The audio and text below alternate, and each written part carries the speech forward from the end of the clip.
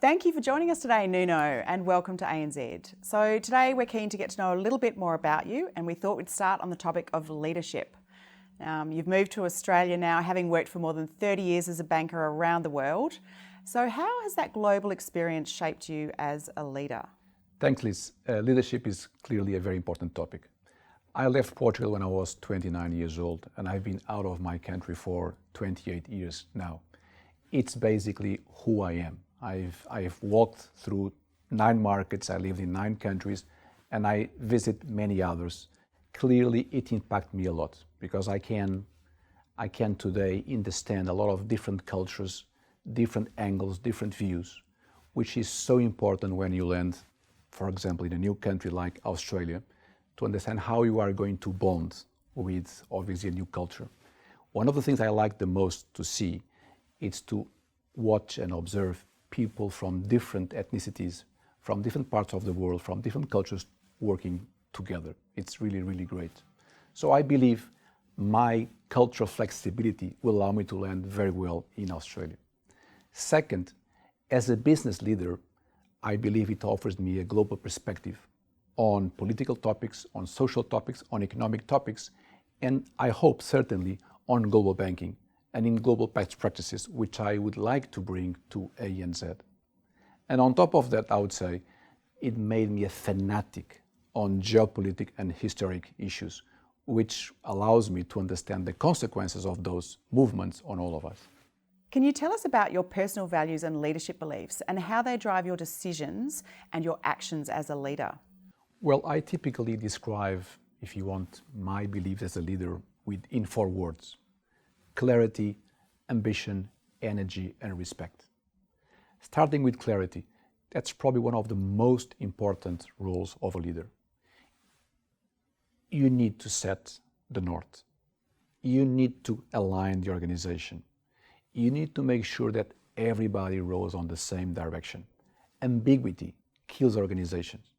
So if you achieve a clear alignment, you will get there much easier. Second is about ambition. I like to make sure that people are able to maximize their potential and they deliver great things, special tasks, special journeys, and great outcomes. Ambition is the drive, if you want, is what it takes us the long way, the extra mile.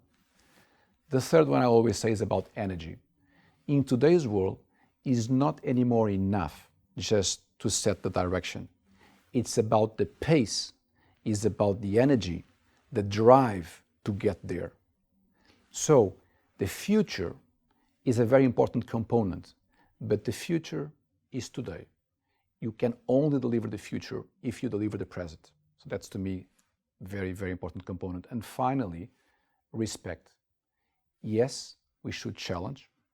Yes, it's very important that we have some tensions on the debate, some tension on the debate, but we need to do it with full respect and with a human approach.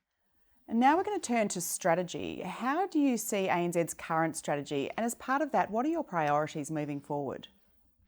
ANZ, from my perspective, has the right strategic perimeter.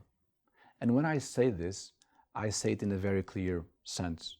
We serve the right customers, we deliver to them the right businesses and the right processes and service, and we are on the right geographies.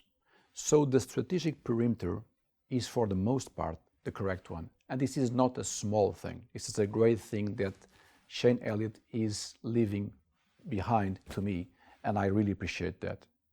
Obviously, the way we execute our priorities now, the way we drive the company, in my opinion, has to be energized. We have to run faster and at the same time with more excellence. In terms of priorities, I would highlight 3. The first one, it's at the same time we keep a very collaborative and respectful culture, which I salute, a very clear purpose-led company, which is to help customers and communities to thrive. We have to add a layer of decisiveness, drive, execution, delivery, and performance. That's about culture. The second priority is what I would call Australia domestic. We have to unlock that lever. which I think it's fair to say it's not operating at its full potential. And the third one, critical one, improving the excellence of how we manage risks. And I'm talking about non-financial risks, but also financial risks. The way we operate as a company, the way we identify risks, the way we monitor those risks, the way we report those risks has to improve. That will be certainly a very, very strong priority. So these are my 3 priorities. You mentioned non-financial risk, and ANZ did enter a court enforceable undertaking recently. What will be your approach to non-financial risk? Well, let me start with a very clear message. In today's environment, there is no business without adequate risk management. Regulators do not accept it. Society does not accept it, and we should not accept it. Having an adequate risk management is the way we ensure we deliver the right products and services to customers. It's about delivering excellence to them. So this is priority, as I said. And this is for everybody in the company. Everyone has a role to play here. Any of our 43,000 employees need to deliver their part in this journey. It's about identifying the risks. It's about monitoring the risks. It's about reporting the risks adequately. It's about delivering to customers. And let me say very clearly, in my first day, my first meetings were a committee on non-financial risk, where we established clear goals for the months and years to come. And we also had a board risk committee on NFR to end the very first same day. This tells you how important this is for us. And now we're going to turn to the global environment. There's obviously a lot of change in the world right now. So what's your view of the global economy and, really importantly, Australia's place in it? Sure. The global economy obviously is going through change. The world order of the last 80 years is clearly being challenged at many levels: economic level, trade terms, social support, security agreements is changing. And it can be quite overwhelming for many economies that live under that umbrella. What I would say is that economies that think long-term, that really focused on value creation through technology and education with a new approach will succeed. And I believe that in today's world, more important than doing economic forecasts, is to really do good risk management and diversification. And this goes for banking and any other business. Australia, talking about Australia, well, I've been observing Australia for quite some time, obviously.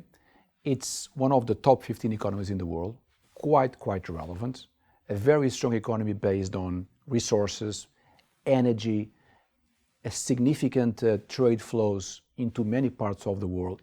It has elements that nobody can replace. It has a good fiscal position. It has great demographics, being already a developed economy, which is not the norm. So if I was in Australia, I would be certainly optimistic about the long term. The short term obviously is volatile, but if there is one economy that can weather the storm well, both now and in the future, is Australia. So I'm very positive in this country. And what does that mean for ANZ? We obviously have a presence across 29 markets globally. So how does that position us to help our customers navigate this external environment? So for 200 years, our DNA has been to really weather these storms. And we have been very tough cycles economically. But we always were the best in connecting our wholesale international customers to the world by facilitating their payments in any currency, by really financing their trade, providing funding. We were always there for them. Whatever country they were, we were following them. We would flex with them. We are in 29 markets. We don't depend only in one.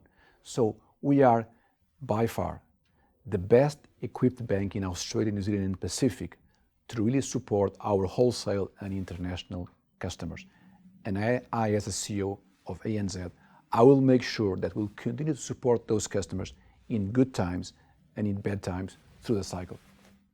Thank you very much, Nuno. A pleasure. Thank you so much, Liz.